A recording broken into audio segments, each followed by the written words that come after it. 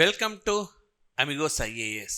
So మనం ఈ సెషన్లో సెప్టెంబర్ 14th నాటి కరెంట్ అఫైర్స్ చూద్దాం. సో సెప్టెంబర్ 14th అనేది మనకు జాతీయ హిందీ దినోత్సవం, నేషనల్ హిందీ డే. ఇదే ప్రపంచ హిందీ రోజుగా మనం జనవరి 10th నిర్వహిస్తాం. బట్ నేషనల్ హిందీ డే మాత్రం సెప్టెంబర్ 14. ఎందుకనంటే ఈ సెప్టెంబర్ 14నే హిందీ భాషను అది మనకు జాతీయ కేంద్ర ప్రభుత్వానికి సంబంధించిన అధికార భాషగా గుర్తించినారు. గుర్తుపెట్టుకోండి, ఇది జాతీయ భాష కాదు, కేవలం కేంద్ర ప్రభుత్వానికి సంప్రదింపులకు పరిపాలనకు సంబంధించిన భాష మాత్రమే. ఇంగ్లీష్, హిందీ ఈ రెండు కూడా. హిందీని జాతీయ భాషగా చాలా రాష్ట్రాలు అంగీకరించడం లేదు. అయితే దాదాపు 14 రాష్ట్రాల్లో ఈ హిందీ భాష అనేది ఆయా రాష్ట్రాలకు చెందిన లాంగ్వేజ్గా ఉన్నది. సో మరి ఈ రోజుగాన మనం న్యూస్ ఇష్యూస్ చూస్తే,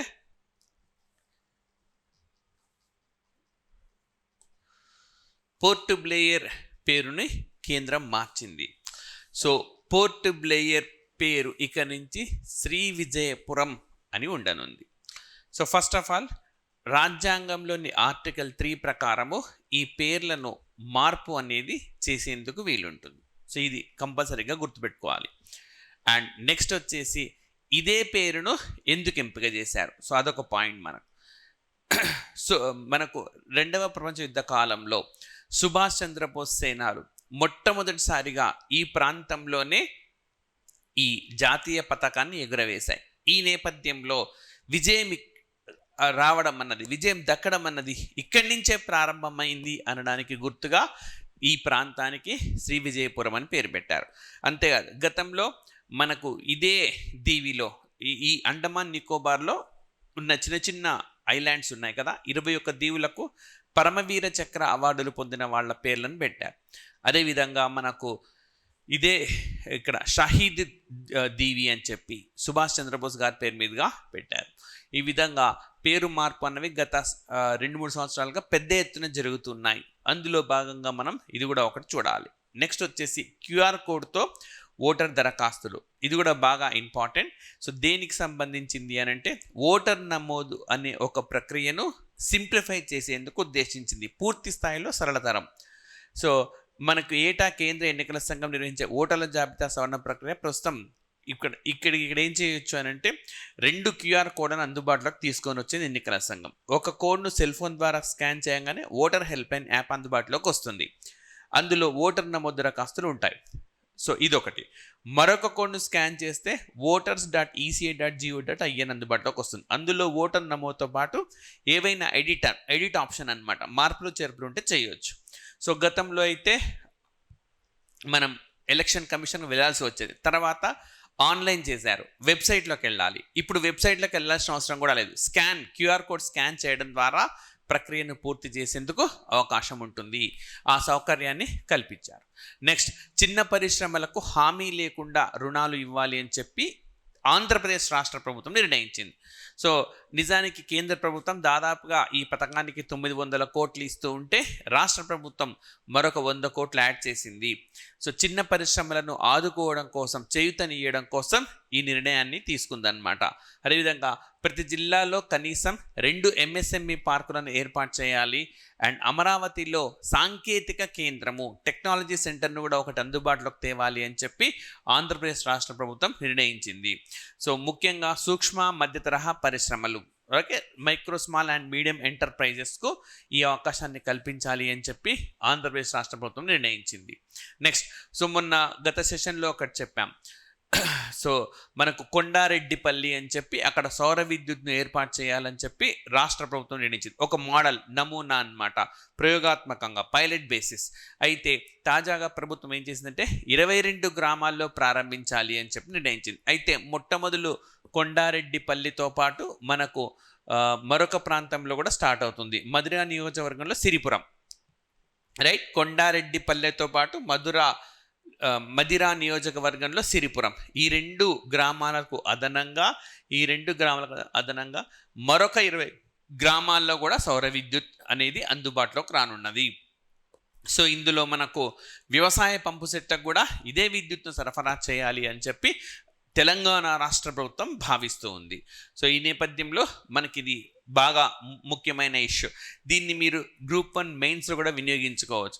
తెలంగాణలో పునరుత్పాదక శక్తిని పెంపొందించడానికి ప్రభుత్వం తీసుకుంటున్న చర్యలు అని మీరు రాయాల్సిన సందర్భం వస్తే ఈ సమాచారాన్ని కూడా వినియోగించుకోండి. రైట్. నెక్స్ట్, మరి తెలంగాణ రాష్ట్ర ప్రభుత్వం వరద నష్టాన్ని 10,320 కోట్లు 10,320 crore ఉంది అని చెప్పి కేంద్ర బృందానికి ప్రాథమిక నివేదిక అనేది ఇచ్చింది.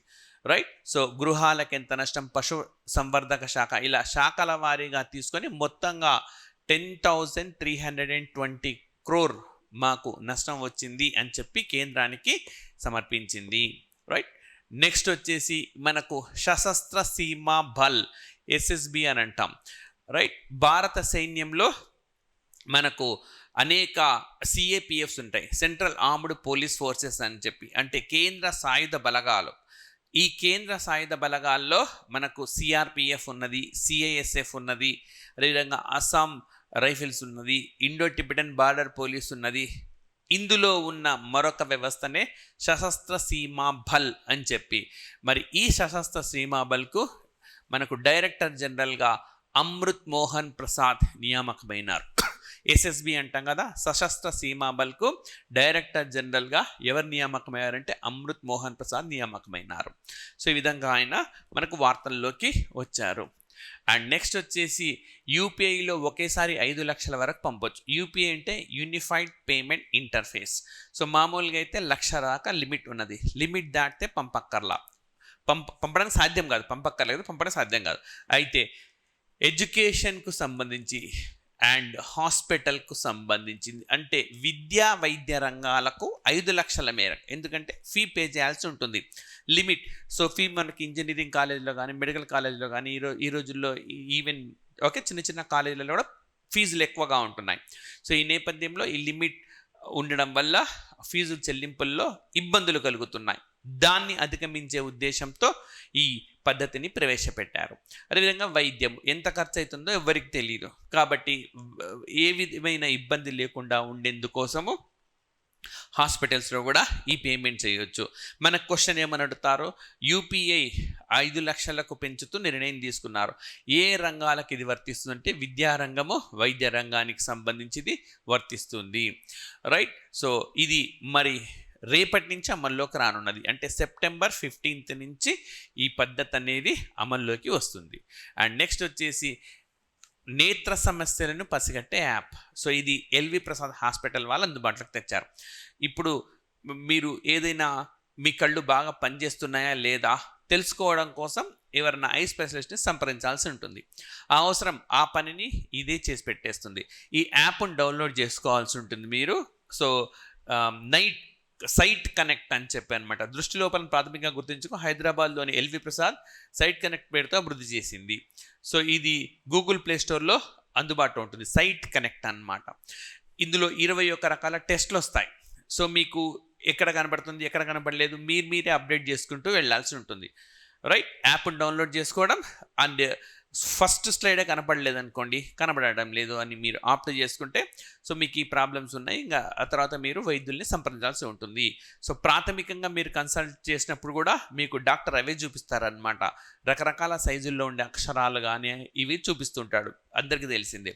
సో ఎక్కడైతే మనకు కొంతమందికి దూరంగా ఉన్నవి కనపడవు. సో దూరంగా ఉన్నవి కనపడలేదు, దగ్గర ఉన్నవి కనపడలేదా, చిన్నవి కనపడటం లేదా, మొత్తం టెస్ట్ చేసి ఇస్తారు. ఆ పని యాప్ చేసి పెడుతుంది. సో ఈ విధంగా మనకు సైట్ కనెక్ట్ యాప్ అనేది అందుబాటులోకి వచ్చింది. అండ్ అదేవిధంగా ఆంధ్రప్రదేశ్లో మనకు హైకోర్టు లీగల్ సర్వీసెస్ కమిటీ చైర్మన్గా రవీనాథ్ తిల్హారీ నియామకమైనారు. రైట్. సో ఇది కూడా నియామకాలు ఎక్కడైనా సరే, అయితే ఇది కేవలం ఆంధ్రప్రదేశ్ రాష్ట్ర ఆస్పిరెంట్స్కి మాత్రమే ఉపయోగపడేది. కానీ ఇంతకుముందు మనం ఈ సశస్త్ర సీమా బల్ చూసాం, దానికి మాత్రం ఏ రాష్ట్రానికి సంబంధించిన ఆస్పిరెంట్ అయినా గుర్తుపెట్టుకోవాల్సి ఉంటుంది. రైట్. ఇవి మనకు బ్రీఫ్గా ఈ రోజుకు సంబంధించిన కరెంట్ అఫైర్స్ ఇష్యూస్. మళ్ళీ అదర్ న్యూస్ ఇష్యూస్తో నెక్స్ట్ సెషన్లో కలుద్దాం. Thank you very much.